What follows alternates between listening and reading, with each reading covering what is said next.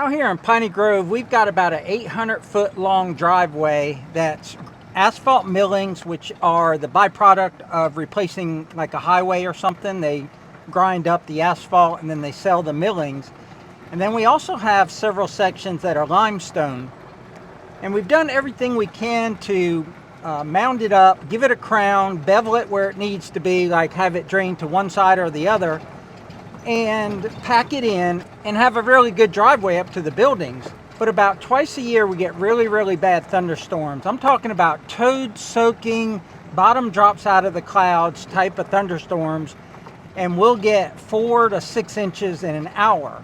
And no matter what we do on our driveway out here, we can't keep the gravel in the driveway. We put in a lot of drainage, and like I said, we've crowned the road properly, but sometimes the water is just too much for the driveway and washes away the gravel. This slope down here to the small house is a prime example, and you'll see here on the left where the water has created like a little gully. It's about 4 inches deep, and then deposited the gravel here in a pile. Now something like that is easy to recover from. We got it bound on one side here by railroad ties, on the other side there by railroad ties, and I can just take the back of the bucket of the tractor and smooth that out and fill it in. It won't take me 30 seconds to fix that. But in other areas, I can't do that, and I bought a new tool that's going to help me. We have two major problem areas on our driveway, and this is one of them. And this has always had too much water coming off that hill for this ditch to handle, and I put in a pipe here, and it's an 8-inch corrugated pipe that takes water down to the pond, but it just can't handle the volume of water, so it pools here. And if the rain keeps coming and that pipe can't get it down to the pond quick enough, it washes over. And you can see right here, there's no millings, there's no gravel, because the gravel is all over here washed into the grass. Now the easiest way to get this gravel back up there is to take the tractor bucket either on that side of the ditch and back blade, or on this side of the driveway and then push it. But when you do that, you tend to get a lot of dirt, and then you have to spend a lot of time grading it. So I have come out here with a leaf rake and just kind of, try to work that gravel out of the grass and get it up here. And that works pretty good, but it takes a long time, is exhausting, and it wears you out. I've also used something like a garden hoe, and it's the same thing. The problem with a garden hoe is that it's real hard to get it out of the grass. So you can get the piles of gravel easy that are right there next to the road, and I can pull them and spread them out across here. Back blade once with the tractor, and I'll have this repaired. I've also tried using a shovel both ways, trying to do it like this and just get that gravel, but you see the grass stops you. You can get it pretty clean, but it's a lot of effort. And if you try to back drag the shovel like this, like the back of a tractor blade, you can get it, most of that gravel, but it takes a long time and it's a lot of effort.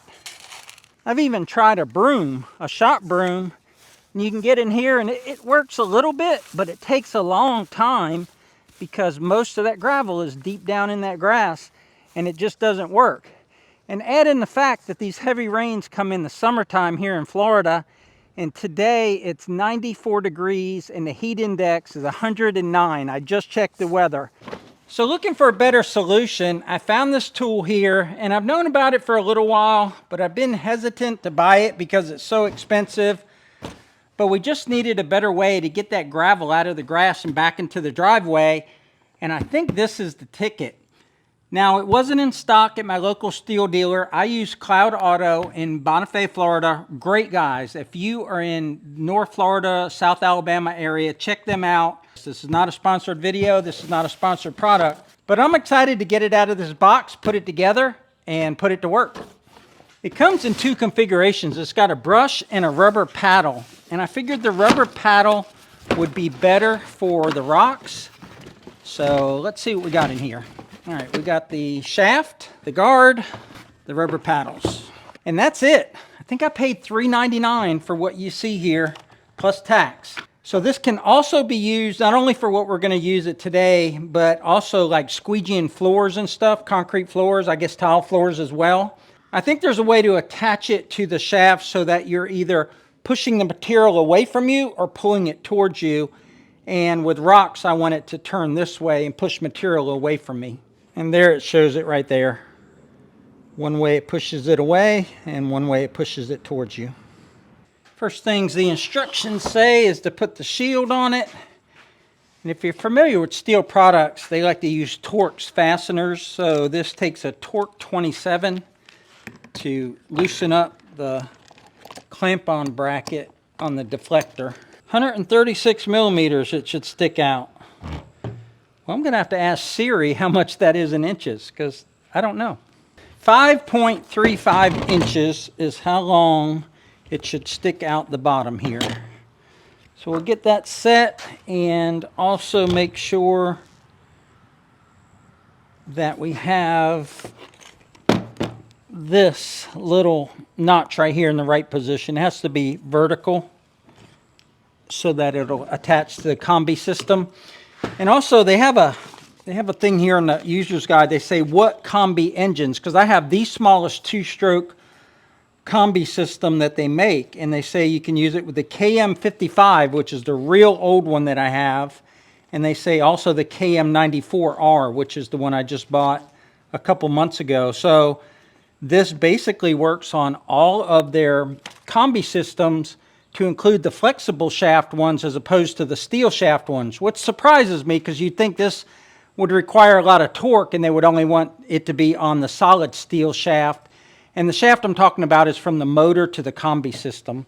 So what goes from here to the motor is flexible on some of their models and then solid steel on others. We can always adjust this later. 535-ish. And we'll tighten down these two screws right here with the Torx 27. Next step is put on the spacer. They actually say to leave them a little loose. And now we'll put it on.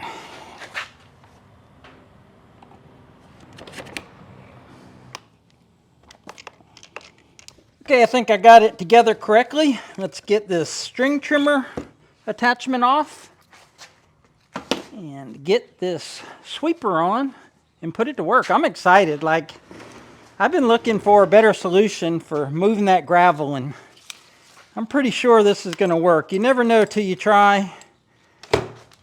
But if nothing else, I got a pretty cool tool out of the deal. Let me get geared up and we'll be ready to go.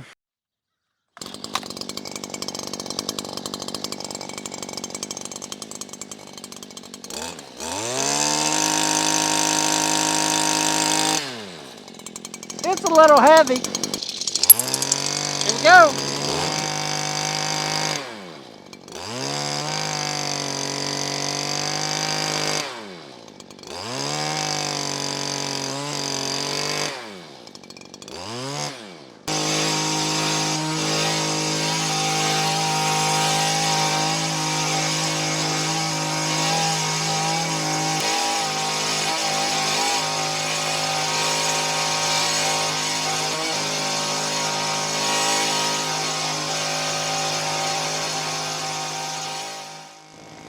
That's a workout, but it is very impressive. I will say that out here in the grass, you've got to really work at it. It's not just one pass and the gravel's out of the grass. And also you got to make sure when you're kicking your gravel across, you don't kick it into the grass on the other side of your driveway. So you actually have to angle going down your driveway, because I can see where a few stones have gone on the other side. So you want to avoid that. I wasn't ready for the power of it. I don't know what I was expecting. But when I first got into it, I was trying to go slow, and it seems like the slower you go with the throttle, the more resistance there is. And then when you get that thing spinning really fast, you can work it better. But what I found is that I was putting my hip against this handle right here and using that to help me push. But that's just a couple minutes of work there. There's a couple places I did with the tractor, but the rest of this I did with the power sweeper. And even though it's a workout, it's a lot easier than raking. I've got really bad shoulders, and the raking motion just has my shoulders burning at night. I have to put medicine on them. I've got to ice them down. But this right here is just put my hip against it and then work my way down the driveway. First impression, 2 thumbs up. Let me work with it a while and I'll give you some more feedback.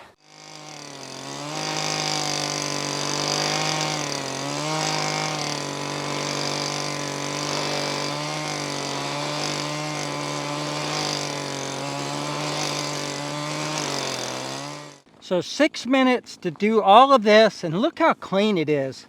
It's not perfect. There's still some gravel here, but you really got to work it that hard.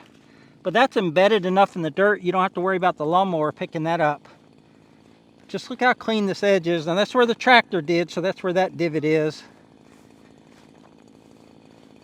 But down here, the tractor work stopped right here.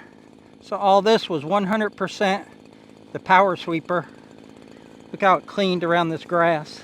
Now normally, when I'm doing it manually with a rake or whatever, I would only do that problem area. I wouldn't go do the whole driveway like I'm gonna do today. Just the problem area that I did, that would have took me half hour or more manually, and I would have been worn out after that. And my legs are a little tired from pushing this one, but my arms, my upper body are fine. So far, it is working as advertised, and I highly recommend it if you've got a driveway that you want to get that gravel out of the grass, back into the driveway, and just keep from, having flying objects from your lawnmower, but also just look so much better. But let me do some more, finish this out down here, and we'll wrap it up and see if I find out anything else about this thing.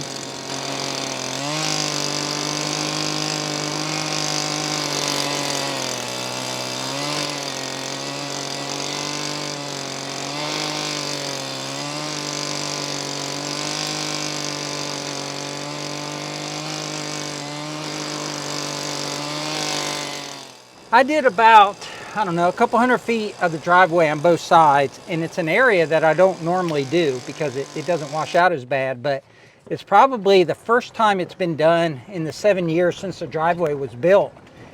And I knocked it out fairly quickly. And like I said earlier, it's hot out here. I'm working up a sweat, and it's a workout. I will not try to sugarcoat that one bit. It's 100% a workout, but what it does is it reclaims all that gravel without disturbing the soil and, let's call it, the roadbed underneath. So when I did both sides of this road, and this side of the road has never been cleaned up before. That's the way it was put down 7 years ago.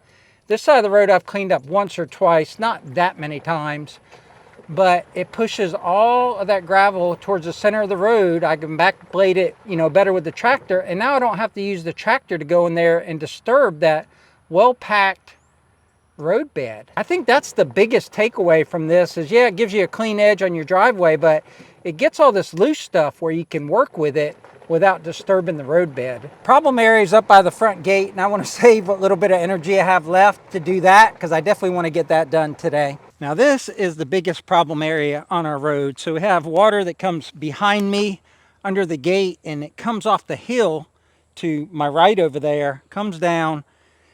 This ditch on the right side of the driveway will overflow, so it'll come right down the driveway where you see all those millings washed away, come over top of my railroad ties that I purposely put here just for that reason. And you can see millings out there that have been out there for several years. I just haven't been able to rake up. And in the huge storm that we had last week or the week before, that's what happened. But there's 3 to 4 inches of millings. You can see how far we are away from the driveway. And all these washed here, and I'll keep backing up. But they washed all the way to here. And we run the mower over this grass, so those gravel bits hit the mower blades, and if it was near a house, could potentially put out a window. But I'm going to try and move all that stuff over here, all that gravel over here, to include the very edge here, and also clean up around those railroad ties. And that will definitely put a test to it. And also I want to mention that the rubber on, I don't know what it's made of, but the rubber on that sweeper, it hasn't worn at all. And I've been, running it in gravel for over an hour. I don't know what it's made of, but that's some tough stuff there, Stihl. I'm just about done what I wanted to get done today, but let me show you how this thing works. So I pushed all the way from the right to the left, and in some places that's going to be 20 some feet, and it cleaned up great. You can see along here that I'm down to the actual roadbed here. That stuff will not come up. You'd have to chisel that up, but everything that's in the grass here is now windrow over here. That's about 2 inches deep here and about 8 to 10 inches deep there where I got it all out of the sand. And then I went up where the railroad ties are, cleaned up around them, and pushed as many rocks from the railroad ties over to the road. But before we close this out, I want to show you a couple things I learned about this tool. So first of all, the strap is really useful, more useful with this than it is with the string trimmer. And here's what I learned. Don't try to push too much material. So you can walk it backwards without any resistance, or you can just hold the trigger a little bit and it'll walk back for you. So when you're going forward, I just lean into it, and what I got to do is turn this a little bit so it hits my thigh better. And the more RPMs you go, the higher RPMs you scream it, the faster it spins, and the more it stays on top and doesn't dig in. So once I make a pass like that, if it's not clean, I'll do it again. But it's better to do that than to work the whole stack like towards the camera. So what I do is passes with it floating across the top. Then as it starts to build up debris, I'll push that again, because if that gets too tall, I'll show you what it'll do. Like when you get in these big piles here, it's not only hard to push, well, I'd say it's almost impossible to push, but it doesn't do anything with the pile. Let me show you. So I just pushed very hard into that pile, and all it did was put a divot in that pile. So you can't have your piles be too tall. We're back here. We'll take this and push it all the way to the camera.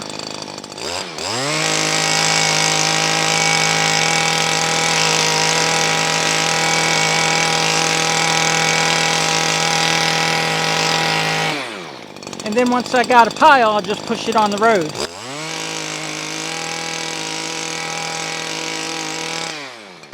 Now I tried to angle it down, like hold it down like that.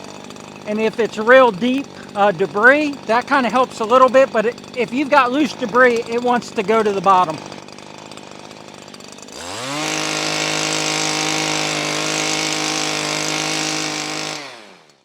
And I think the most amazing thing is that I'm not really tired. It's taking some effort, but I'm using my legs more than my upper body. And you can just do a lot more with your legs. With string trimmer, it's a lot of upper body. When I first started off this video and I pushed it and didn't know what I was doing, I was pushing against it, not working with it. And I really thought it was going to wear me out completely. But I've been doing it for hours in the heat, and I'm not exactly a spring chicken, young spring chicken. So if I can do it, you can do it. But absolutely awesome machine. Totally impressed that I have no wear on the paddles there. They are hitting dirt, they're hitting gravel, they're hitting roadbed, and all that stuff is just like sandpaper, and they're not showing any wear at all.